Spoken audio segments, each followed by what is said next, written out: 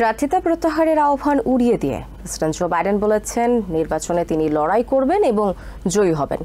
শুক্রবার উইসকনসিনে এক নির্বাচনী প্রচারে বয়স নিয়ে সমালোচনার জবাবে বাইডেন বলেন, কথা বলার সময় অনেকেই ভাবেন না যে এই প্রেসিডেন্টের নেতৃত্বেই দেশে 15 মিলিয়ন নতুন কর্মসংস্থান সৃষ্টি হয়েছে। এছাড়া আগামী নির্বাচনে ডোনাল্ড ট্রাম্পের মতো অপরাধীকে ভোট না দেওয়ার আহ্বান জানিয়েছেন বাইডেন।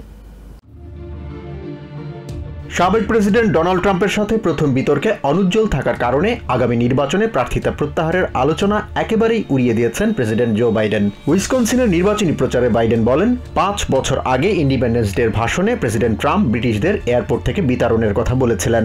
স্মৃতিশক্তি নিয়ে সমালোচনার জবাবে তিনি বলেন, অন্যের স্মৃতিশক্তি নিয়ে বিদ্রূপ করা ট্রাম্প নিজেই জানেন না 1776 সালে এয়ারপোর্ট ছিল কিনা।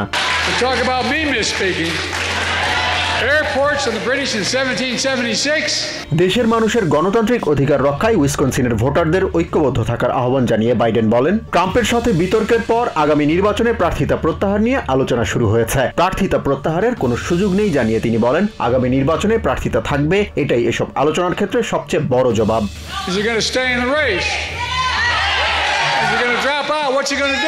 2020 সালের মতোই আগামী নির্বাচনে ট্রাম্পকে বিপুল ব্যবধানে পরাজিত করবেন জানিয়ে বাইডেন বলেন, 2020 সালে ডেমোক্রেটিক পার্টি এবং ভোটারদের ঐক্যে গণতন্ত্র জয়ী হয়েছে এবং আগামী নির্বাচনেও একইভাবে ট্রাম্পকে পরাজিত করা হবে।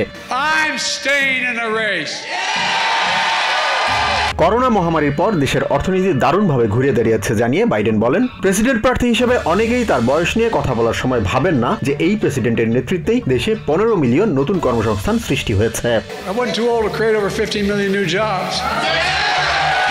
ট্রাম্পকে দেশের ইতিহাসে সবচেয়ে খারাপ প্রেসিডেন্ট দাবি করে বাইডেন বলেন, ট্রাম্পের মতো মিথ্যাবাদী আবারও দেশের প্রেসিডেন্ট হবেন এটা যারা মেনে নিচ্ছেন তারা হয়তো জানেন না করোনা মহামারীর সময় কত মিলিয়ন মানুষ তার ব্যর্থ নীতির কারণে মারা গেছেন।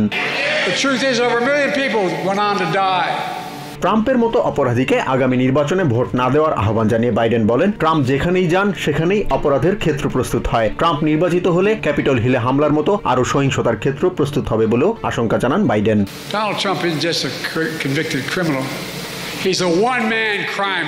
ট্রাম্পের মতো অপরাধীকে ওভাল অফিসে আবারও প্রবেশের সুযোগ না দিতে ভোটারদের প্রতি অনুরোধ জানান বাইডেন। জাহান মিথুন, TVN 24 news desk. New York থেকে সম্প্রচারিত TVN 24 টেলিভিশন বিশ্বজুড়ে বাঙালির কণ্ঠস্বর।